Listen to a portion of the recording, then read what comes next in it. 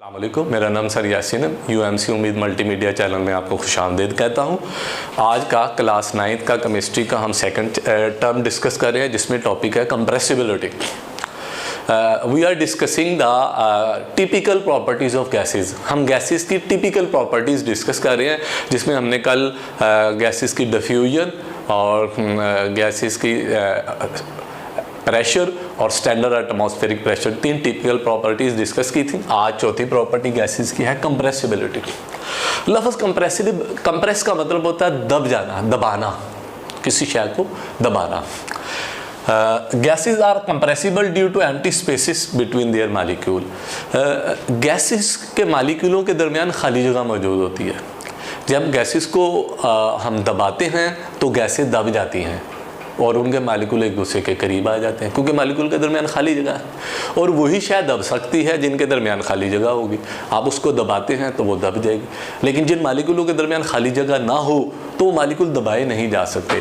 तो gases are compressible due to empty. जैसे कि आप देख रहे हैं कि गैस के मालिक्यूल हैं, ये गैस का मालिक्यूल है, ये भी गैस के मालिक्यूल है, उसके दरमियान ये खाली जगह आपको नज़र आ रही है, ये एम्प्टी स्पेस है। ठीक है, गैसों के दरमियान, मालिक्यूल्स के दरमियान खाली जगह मौजूद होती है। ये ऊपर पिस्टन है, एक कंटेनर है, कंटेनर के ऊपर ये पिस्टन को हमने प्रेस किया, दबाया, तो जब पिस्टन नीचे आया तो गैस के मालिक्यूल जो खाली जगह की वजह से दूर दूर थे, वो मालिक्यूल एक दूसरे के करीब आ गए। तो इसका मतलब हम गैस को कंप्रेस कर सकते हैं, दबा सकते हैं। व्हेन गैसेज आर कंप्रेस्ड, जब गैस को दबाया जाता है, molecule come closer to one another, molecule एक दूसरे के करीब आ जाते हैं। जैसे कि आप यहाँ देख रहे हैं, मालिक्यूल एक दूसरे से दूर फासले पर मौजूद है, क्योंकि ये गैस को दबाया नहीं गया। इस गैस को हमने दबा लिया है, तो आप देख रहे हैं कि मालिक्यूलों के दरमियान खाली जगह, एम्प्टी स्पेस कम हो गई है, मालिक्यूल एक दूसरे के करीब आ चुके हैं। इसका मतलब गैसों को जब दबाया जाएगा, मालिक्यूल एक दूसरे के बहुत ज़्यादा करीब आ जाएंगे। And occupy less volume as compare to volume in uncompressed gas. जैसा कि आप देख रहे हैं, ये गैस कंटेनर है, इसमें गैस के मालिक्यूल्स है, इस पर पिस्टन मौजूद है।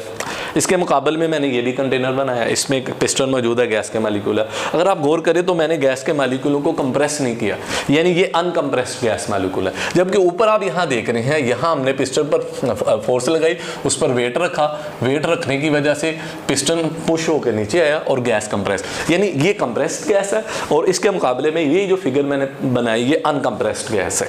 अच्छा, कंप्रेस्ड गैस में अगर आप देखें तो उसका वॉल्यूम क्या हो गया, कम हो गया, मालिक्यूल एक दूसरे के करीब आ गए। लेकिन अगर गैस अनकम्प्रेस्ड होगी तो उसका वही वॉल्यूम होगा जो ओरिजिनल वॉल्यूम है, यानी वो सेम वॉल्यूम उसका वही रहेगा और मालिक्यूल भी एक दूसरे के करीब नहीं आएंगे। यही बात मैंने इधर डिस्कस की, as compare to the volume in uncompressed gas and occupy less volume, यानी कंप्रेस्ड गैस के मालिक्यूल लेस वॉल्यूम ऑक्यूपाई करते हैं as compare to uncompressed gas. Uncompressed gas का वॉल्यूम ज़्यादा होता है और कंप्रेस्ड गैस के मालिक्यूलों का वॉल्यूम कम होता है। मोबिलिटी मीन हरकत, गैस के मालिक्यूलों का मूव करना, बेतरतीब रैंडम मोशन करना, ये मोबिलिटी होता है। Gas molecule are always in the continuous state of motion. Gas के मालिक्यूल मुसलसल हरकत में होते हैं। जैसे हम एक कमरे में बैठे हैं और पंखा हम चलाते हैं तो हवा हमसे टकराती है, तो इसका मतलब गैस के मालिक्यूल मूव कर रहे हैं और वो हमारी जिस्म से टकराते भी हैं। ठीक है, they can move from one place to another because gas possesses high kinetic energy. अच्छा, गैस के मालिक्यूल, जैसे कि हवा चलती है, हवा में गैस के मालिक्यूल्स हैं, वो आसानी से एक जगह से दूसरी जगह मूव करके जा सकते हैं। गैस के मालिक्यूल क्यों जाते हैं? क्योंकि गैस के मालिक्यूलों की एनर्जी होती है इनके पास। उस गैस के मालिक्यूलों में जो एनर्जी है उससे हम कहते हैं काइनेटिक एनर्जी। ऐसी एनर्जी जो मोशन की वजह से होती है वो एनर्जी काइनेटिक एनर्जी। चूँकि गैस के मालिक्यूलों में हाई काइनेटिक एनर्जी होती है, बहुत ज़्यादा काइनेटिक एनर्जी होती है, तो इसी वजह से गैस के मालिक्यूल आसानी से मूव करके दूसरी जगह जा सकते हैं, क्योंकि जिस शय में काइनेटिक एनर्जी होगी वही मूव कर सकती है। तो गैस के मालिक्यूल में हाई काइनेटिक एनर्जी है, तो इसलिए गैस के molecule move easily from one place to another place. They move through the empty space that are available for the molecule to move freely. अच्छा, गैस के molecule आसानी से क्यों मूव कर लेते हैं? क्योंकि गैस के मालिक्यूलों के दरमियान एम्प्टी स्पेस होती है, तो एम्प्टी स्पेस की वजह से मालिक्यूल आसानी से एक जगह से दूसरी जगह हरकत करके जा सकते हैं। अगर गैस के मालिक्यूल एक दूसरे से साथ जुड़े होते तो वो कभी भी हरकत ना कर सकते, मूव भी ना कर सकते।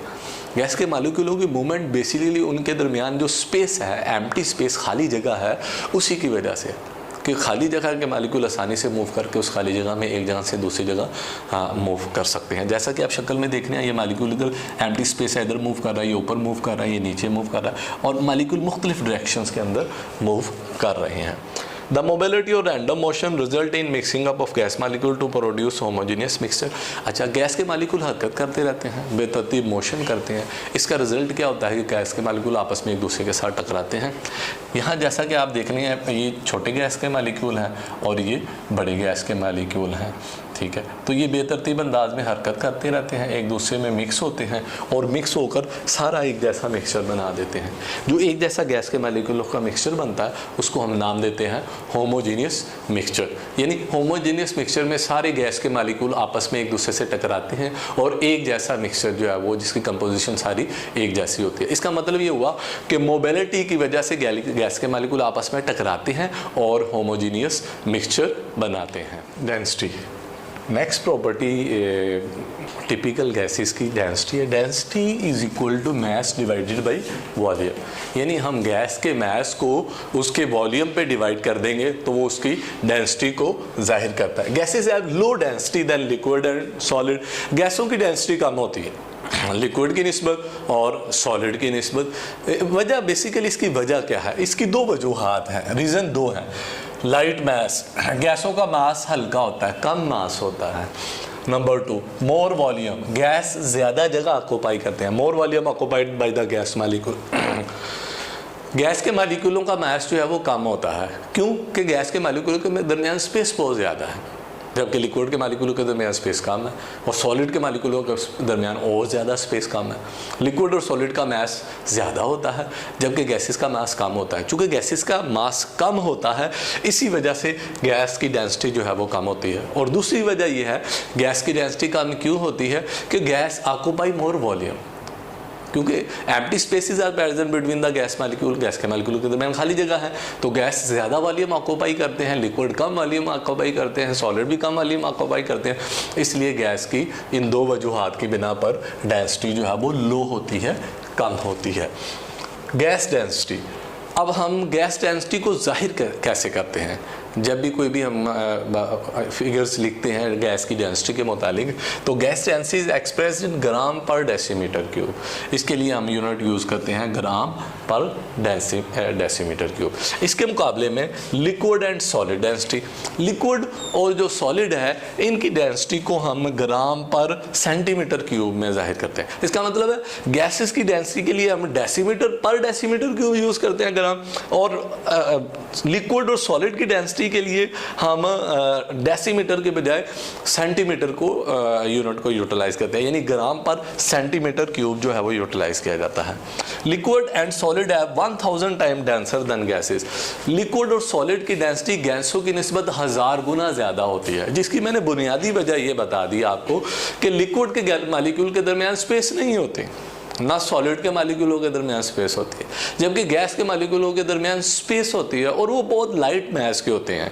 इसी वजह से गैस की डेंसिटी कम होती है और लिक्विड और सॉलिड की डेंसिटी गैस के मुकाबले में 1000 गुना ज़्यादा होती है, यानी ज़्यादा हैवियर होते हैं डेंसिटी होती है। Density of gas is increasing by cooling because there volume decrease. अच्छा, गैसों की डेंसिटी जो है अगर इसको हम ठंडा करेंगे तो उनकी डेंसिटी जो है वो बढ़ जाती है।